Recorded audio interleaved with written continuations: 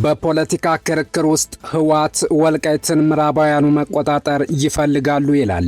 በምክንያትነት ያቀረበው ደግሞ ይህ የወልቃይት ሁመራ አካባቢ እጅግ ከፍተኛ የሆነ የኒኬልና ሲሊከን ማዕድን ስላለ ነው የሚል ነው። ወልቃይት በፖለቲካ ካርታዎች ላይ የሚከራከሩበት የድንበር ጥያቄ ብቻ ነው ወይስ ከምድር በታች ባለው እጅግ ውድ ማዕድን የተነሳ የሚደረግ የስትራቴጂካዊ ፉክክር ማዕከል? በአንድ በኩል ህወሓት አካባቢውን ታሪካዊ የትግራይ ግዛት በማለት ለይገባኛል ጥያቄው ህጋዊና አስተዳደራዊ መሰረት ይፈልግለታል። ነገር ግን የዚህ ክርክር መጋረጃ ሲገፈፍ የዓለም ሀያላን ዓይን ለምን በዚህ አካባቢ ላይ እንደተተከለ የሚጠቁሙ አዳዲስ መረጃዎች እየወጡ ነው። እነዚህ ፖለቲከኞች ይህን ጉዳይ ያወጡት ስለ ቦታው ባለው ውዝግብ የተነሳ ነው። እኛን ትኩረት የሳበው ደግሞ በዚህ አካባቢ ያለ የተባለው የሲሊከንና የኒኬል ማዕድን ምንድነው የሚለው ነው። ነጮቹ ፊታቸውን ወደዛ አካባቢ ያዞሩበት ምክንያት ደግሞ ይህን ማዕድን ያገኙ የነበሩት ከሩሲያ እንደነበርና አሁን ግን ከሩሲያ ማግኘት ስላልቻሉ መሆኑ ታውቋል። ለመሆኑ ይህ ማዕድን ምንድነው? ነጮቹ ገብተን እንይዘዋለን እስኪሉ ድረስ ያጓጓቸው ለምንድን ነው?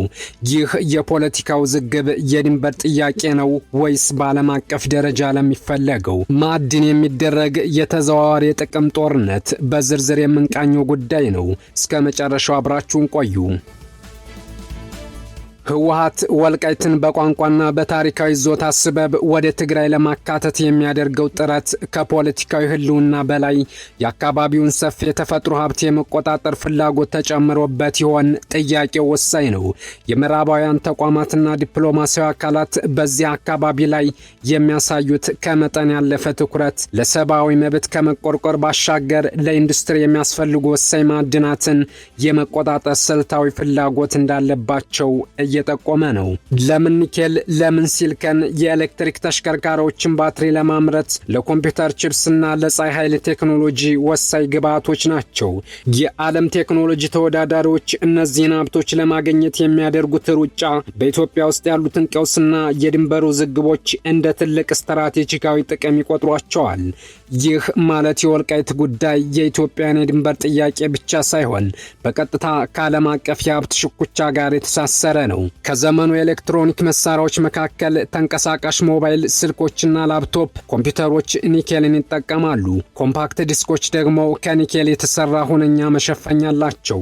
የሚገርመው ደግሞ ኒኬል በኤሌክትሮኒክስ መሳሪያዎች ውስጥ ባይኖር ኑሮ በርካታ ሰዎች ለተለያዩ የአለርጂ አይነቶች ይጋለጡ እንደነበር አያሌ ጥናቶች ማመልከታቸው ነው። በቀላሉ የማይዝገው እንዲህ እንደዋዛ ለዝገት እጁን የማይሰጠው ቀለል ያለው ኒኬል በአዎንታዊ መልኩ የመገባበያ ገንዘብ ውስጥም እጁ አለበት። ይኸውም በርካታ ሀገሮች የመገባበያ ሳንቲሞቻቸው እንዳይበላሹ ከኒኬል እንዲሰሩ እንዲሁም በኤሌክትሪክ ኃይል የሚሰሩ በነዳጅ ኃይል ብቻ ወይም በነዳጅና ኤሌክትሪክ ኃይል የሚሽከረከሩ ተሽከርካሪዎች ባትሪ ዋነኛ ግብዓት ሆኖ የሚያገለግለው ይኸው ኒኬል ነው። ይህ ማዕድን ነው በነጮች በተለይም በአሜሪካና በአውሮፓዎቹ አይን የገባው።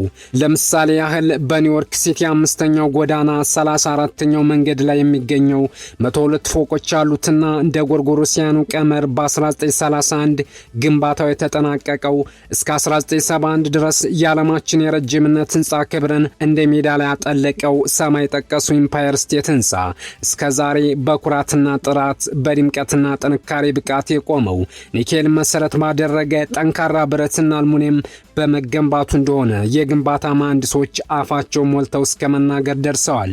አዎ ወልቃይት ሁመራ ላይ አለ የተባለውና በምዕራባውያኑ ይፈለጋል የተባለው ኒኬል ዳታ በፈጣን ሁኔታ ከአንድ ቦታ ወደ ሌላ ቦታ ብዙ ሺህ ማይሎችን አሳብሮ ያለንከን ከአህጉር አህጉር እንዲተላለፍ በውቅያኖስና ባህር ውስጥ ትላልቅ የብረት ገመድ በትላልቅ የውሃ አካላት ላይ ድልድይ የሚሰሩ ባለሙያዎችን ጨምሮ በቴሌኮሙኒኬሽን ዘርፍ የተሰማሩ አካላት አተኩረው መናገራቸው የኒኬል ዝገትን የመከላከል ብቃት ከሙያ አኳያ ጠንቅቀው በመረዳታቸው ስለመሆኑ ልብ የሚሉ ባለሙያዎች ይገነዘቡታል። ከመሬት ላይ በዝናብና ንፋስ ተጠርጎ በሚሄድ የጨው ማዕድንና በውሃ ውስጥ በሚፈጠር እሳተ ገሞራ ፍንዳታ ርዕደ መሬት ወይም መሬት መንቀጥቀጥና ሱናሚ የተነሳ ጨዋማነታቸውን እየጨመሩ የሚመጡ ባህርና ውቅያኖሶች ላይ የሚተላለፉ የሲቪልም ሆነ ወታደራዊ ጀልባዎችና መርከቦች እንዲጠነክሩ ሙቀት እንዲቋቋሙና በጨው በቀላሉ እንዳይበሉና እንዳይዝጉ የሚያደርጋቸው ከኒኬል መሰራታቸው እንደሆነ ግንዛቤ መውሰድ አስፈላጊ ይሆናል። ለዚህም ነው የባህር ኃይል አባላት፣ ባህር ወለዶች፣ ባህር ጠላቂ ዋናተኞች፣ ማሪኖች፣ የመርከብ መሪዎች፣ የውሃ ውስጥ ባቡር ሹፌሮች፣ የውሃ ውስጥና ውሃ ላይ መኪና አሽከርካሪዎች፣ አሳስጋሪዎች፣ በውሃ ላይ የጀልባ ቀዘፋን ጨምሮ የተለያዩ ስፖርታዊ ውድድር ተሳታፊዎች፣ የውሃ ላይና የውሃ አካባቢ የቱሪስት መስህቦችን አስጎብኞች፣ ከባህር ሸለቆ እስከ ተለያዩ የውሃ አካላት ድረስ በውሃ ዙሪያ ተኩረው የሚያጠኑ ባለሙያዎች የኒኬል ጥራትን፣ ጥንካሬን፣ ተጣጣፊነትን፣ ሙቀት የመቋቋም አቅምና ያለመዛግ ባህሪን ጠንቅቀው ያውቃሉ የመባሉ ምክንያት። አሁን ደግሞ አንድ ለወታደራዊና ፖሊሳዊ ተግባር የቀረበ የኒኬል አስተዋጽኦ እንንገራችሁ። አብዛኞቻችሁ የብረት ልብስ ወይም ጦሩር፣ የብረት ጥብቆ የተለበደ የጦር ልብስ በተለምዶ አርሞር፣ በአናት ላይ እንደ ብረት ባርኔጣ ወይም ሄልሜት የሚጠለቅ የራስ ቁር እንደምታውቁ እንገምታለን። እነዚህ በተለያዩ ዓመታት ለውጊያ ወይም ጦርነት ልዩ ልዩ ተግባራት የዋሉ የሰራዊት አባላትን ከተጻራሪ ጠላት ወይም ኃይል እና ከጦርነት እንስሳት ወይም ዋር አኒማልስ ጥቃት ለመከላከል የሚያስችሉ በተለምዶ የብረት ልብስ የሚሰኙ አልባሳት ከፍተኛ መጠን ካለው ኒኬልና የተለያዩ ማዕድናት እንደሚሰሩ እናንተ ልብ በሉን። በበረራና ህዋ ሳይንስ ዘርፎችም በሲቪልና ተዋጊ ሄሊኮፕተሮችና ጦር አውሮፕላኖች ንድፍ አወጣጥ፣ መገጣጠምና ጥገና፣ ሄሊኮፕተሮችንና አውሮፕላኖችን ከአደጋ በመከላከልና በጥንቃቄ ዘርፎች፣ በነዳጅ አጠቃቀም፣ በበረራ በጥናትና ምርምር መስኮች፣ በውጊያ አቅም ችሎታና ብቃት፣ በሚሳኤል ሮኬቶች፣ መድፍና አየር መቃወሚያዎች፣ ቦምቦችና ፈንጂዎች፣ በከባድና ቀላል ጦር መሳሪያዎች፣ በተለያዩ የኬሚካልና የባዮሎጂካል ጦር መሳሪያዎች መታጠቅ ዙሪያ የኒኬል ጠቀሜታ የላቀ ነው። ስሙም የጦርነት እውነተኛ ብረት የሚል ነው። እስቲ ልብ ብላችሁ አስቡት። ለአብነት ያህል በተዋጊ የጦር አውሮፕላን ሞተር ውስጥ ጨምሮ በተለያዩ ክፍሎች ውስጥ በሺዎች ፓውንድ የሚገመት ኒኬል ይገኛል። የአሜሪካ የጠፈር ምርምር ማዕከል ናሳና የሩሲያ የጠፈር ምርምር ጣቢያ ሚር ለህዋ አውሮፕላኖቻቸውና መንኮራኩሮቻቸው ሙቀት መቋቋሚያና ከፍተኛ የፀሐይ ኃይልን ለመከላከል ከሚጠቀሙባቸው መንገዶች አንዱ ኒኬልን ለአገልግሎት መዋል ነው።